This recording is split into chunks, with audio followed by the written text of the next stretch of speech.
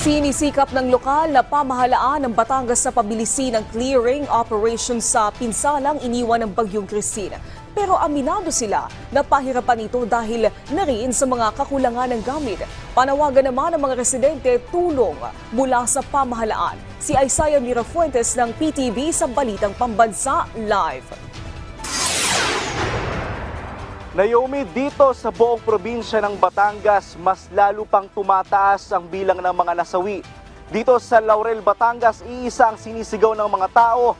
Walang iba, kundi tulong. Tumuntong na sa 6 na po ang kabuang bilang ng mga nasawi dito sa buong probinsya ng Batangas dahil sa pananalasa ng Bagyong Christina. Tinatayang nasa 14 pa rin ang bilang ng mga nawawala. Kaya naman, di maiwasan ng ilang mga residente dito ang labis na matroma sa nangyaring kalamidad. Si Naylin Galupe, binalikan kung paano nila inilaban ang kanilang buhay sa kabila ng bagyo. Gawa ko, sabi mo, mga anak ko, sabi ko gano'n. Tatakbuhin ko pa ho sana palabas ng, ng gate namin. Kaso, na ako, hinahagip na rin ako nung malaking landslide na iyon. Hanggang bewang ko na. Ang bukang bibig ko lang po noon is, kinakausap ko lang po si Lord na tulungan kami. Humihingi po ako ng tulong, humihingi po ako ng pangalawang pagkakataon para po mabuhay pat mali. Isa ang Laurel, Batangas sa pinakaapektado ng nagdaang sakuna. Maraming mga residente dito ang dumadaing dahil sa marami sa kanila ang nawala na ng bahay matapos matangay ng landslide. Rumihistro sa aming kamera ang maraming daanang hindi madaanan dahil sa mga bumagsak na tipak ng lupa mula sa bundok. May mga kalsadang nasira at mga tulay na bumagsak rin. Normal na lamang ang makikita sa kalsada ang malalaking mga troso. Mga trosong dapat sana gamit sa pagtindig ng tahanan, pero ngayon nagsilbing instrumento para sumira ng mga tahanan. Maging kabuhayan ng mga residente, naglaho ng parang bula.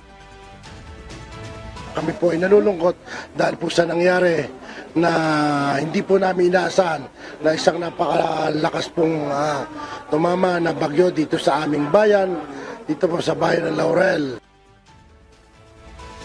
Sa ilang mga evacuation site naman, walang kuryente, kaya ang mga bata at pamilya tinitiis ang matinding init.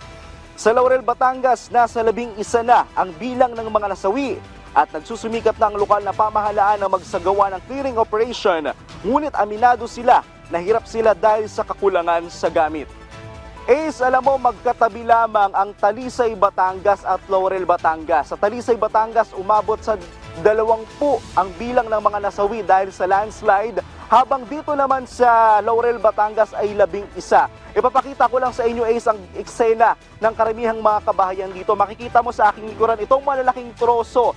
Ganito kalalaking troso ang pumasok o bumangga sa mga kabahayan dito sa Laurel, Batangas. Samantala, kahapon nagpadala na ng tulong ang Office of Civil Defense para sa mga residente dito sa Laurel, Batangas. Mula sa PTV, ako sa Isaiah Mirafuentes para sa Balitang Pambansa. Maraming salamat, Isaiah Mirafuentes.